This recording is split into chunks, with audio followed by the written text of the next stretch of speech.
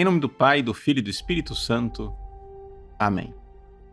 Meus queridos irmãos e irmãs, no Evangelho de hoje, Jesus continua as controvérsias a respeito do sábado. Na realidade, quem continua a controvérsia são os fariseus, os mestres da lei, que estão em cima de Jesus. E a conclusão do Evangelho de hoje é que eles ficam com muita raiva e começam a discutir entre si o que poderiam fazer contra Jesus. Bom, qual é a ocasião desta nova controvérsia? É o fato de que Jesus entra na sinagoga para ensinar, como ele costumava fazer. E ali um homem cuja mão direita era seca está presente. Dessa vez, Jesus é quem toma a iniciativa, né? Chama o homem para que ele se levante, fique no meio, e então questiona todos os presentes se é possível ou não fazer o bem ou o mal no dia de sábado. E então, ele pede, estende a tua mão, e a mão do homem fica curada. Bom, esse é o resumo do Evangelho, mas o que é que esse Evangelho quer dizer? Bom, primeira coisa, nós temos que entender o que é que ele significa historicamente. Historicamente, Jesus está ensinando, está mostrando que aquilo que Deus fez no Antigo Testamento, né, preparando um povo bem disposto para a vinda de nosso Senhor Jesus Cristo. Deus tinha dado as leis, Deus tinha dado uma série de normas, etc. Deus fez isso tudo para que o povo, num processo de conversão, num processo que a gente pode chamar de educacional, fosse realmente preparando seu coração para amar, e amar cada vez mais, e poder ter fé quando Jesus viesse, e poder ser livre para amar.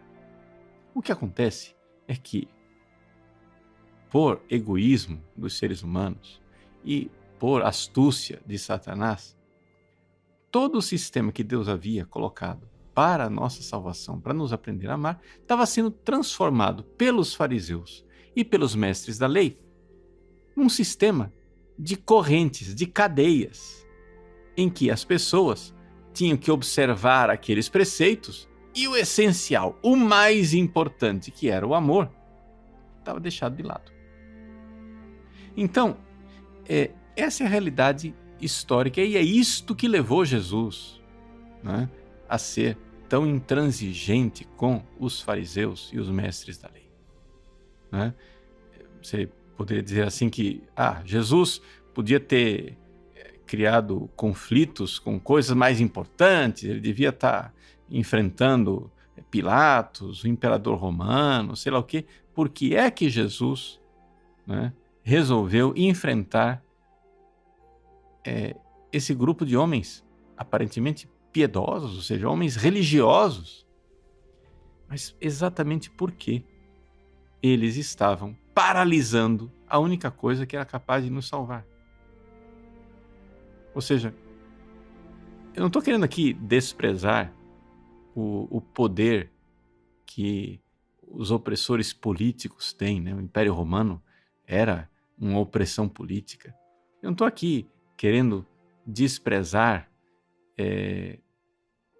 o poder que, por exemplo, o sistema de pecados, né?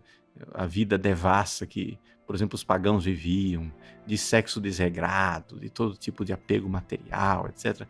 Eu não estou desprezando nada disso. Tudo isso é problema.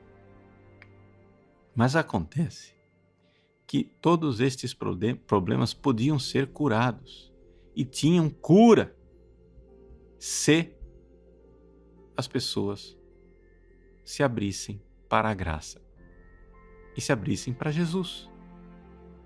O problema é o seguinte, os fariseus e os mestres da lei estavam travando isso, travando o processo, né? Ou seja, fazendo aqui uma comparação para você entender do que é que eu estou falando. Imagine que no mundo, né, Jesus chega aqui e tem no mundo doenças enormes, doenças espirituais enormes e terríveis. Pois bem, ele vem trazer o remédio. O que acontece é o seguinte, os mestres da lei e os fariseus estavam travando a distribuição do remédio, impedindo que as pessoas tivessem acesso à única coisa que podia curá-los. E é por isso que a primeira coisa que Jesus tem que enfrentar é essa oposição. Por quê? Porque os mestres da lei e os fariseus transformaram o próprio sistema de leis que Deus tinha inspirado para preparar o coração dos povos, o povo e ensiná-los a amar, num sistema em que as pessoas esqueceram do amor e estavam tendo a si mesmos como referências, ou seja, né, uma opressão de eu quero, eu vou fazer, eu vou obedecer, eu vou fazer as coisas como se eu fosse o Salvador. Eu pudesse salvar a mim mesmo através da obediência. Veja, Jesus aqui claramente mostra, nesta cura do homem com a mão paralítica, que o sistema criado pelos fariseus e pelos mestres da lei é um sistema que realmente é uma mão seca. Ou seja, o homem está com a mão seca, ou seja, ele é incapaz de realizar obras. A mão dele está parada, está paralisada, está seca, atrofiada. E é isto que estava acontecendo com o coração das pessoas. Estavam incapazes de amar, incapazes de perdoar, incapazes de ser misericordiosos, incapazes de se abrir para a graça de Deus, que era a única que é capaz de nos dar a capacidade de amar. Ou seja, como é que... Eu quero que você entenda, como é que a gente ama? Como é que funciona esse negócio? Como é que nós somos capazes de amar, por exemplo, do jeito que os santos amam? Né? Como é que os santos eram capazes de perdoar? Como é que, sei lá, Santa Rita foi capaz de perdoar os assassinos do seu marido? Né? Como é que Santa Mônica foi capaz de ter tanta paciência até a conversão de Santo Agostinho? Como é que, sei lá, um São Luís Gonzaga era capaz de tanta castidade, de tanta pureza? Tudo isso, gente, é capaz. As pessoas, os santos, são capazes de receber isso porque eles recebem a graça de Deus, estão abertos à graça que vem, abertos a Jesus. Se São Luís Gonzaga quisesse ser casto por uma lei férrea, não é? Em que, com suas forças humanas, ele se propusesse a castidade, ele poderia até alcançar uma certa castidade, mas essa castidade não seria profunda, não seria perene e não seria autêntica. É a graça de Deus que nos torna capazes de amar.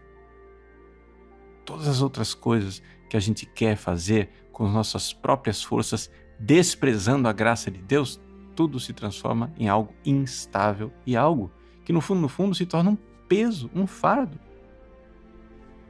Vou fazer uma comparação para você entender. Imagine um homem casado. Ele sabe que tem que ser fiel à sua esposa. Mas imagine que ele tem zero amor pela sua esposa. O coração dele é um coração paralítico, como a mão atrofiada desse homem. Bom, todas as outras mulheres mais bonitas, mais elegantes, mais sedutoras, vão ser mais atraentes para ele. E ele vai ficar vivendo um tormento a vida inteira. Não, eu tenho que ser fiel à minha mulher. Não, não posso pensar naquela lá. Não, não posso pensar naquela lá. Não, não posso pensar naquela lá. Isso vira uma opressão. Isso vira uma verdadeira neurose. Mas se esse mesmo homem, querendo ser fiel à sua esposa, amasse profundamente a sua esposa, com ternura, com carinho, com afeto, com aquele amor, né, que verdadeiramente enleva, bom, a partir daí seria leve.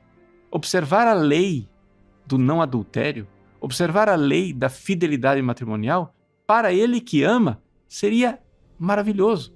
É isto que Jesus está tentando ensinar. Ou seja, os fariseus e mestres da lei transformaram tudo o que Deus tinha ensinado numa espécie de neurose. opressora. E Jesus está tentando dizer, olha, para com isso. Estende a mão, deixa eu curar vocês. Deixa eu curar o coração de vocês. Para que vocês entendam que o amor transforma tudo. Vocês vão poder observar todas essas leis de forma mais leve. Jesus não está jogando fora as leis. Jesus está dizendo o que é que verdadeiramente é a razão de ser das leis, que é ter um coração livre para fazer o bem, para amar, curar esta mão atrofiada, essa mão que já não é capaz de operar, de realizar obras de amor, obras divinas, obras de misericórdia. Deus abençoe você. Em nome do Pai, do Filho e do Espírito Santo.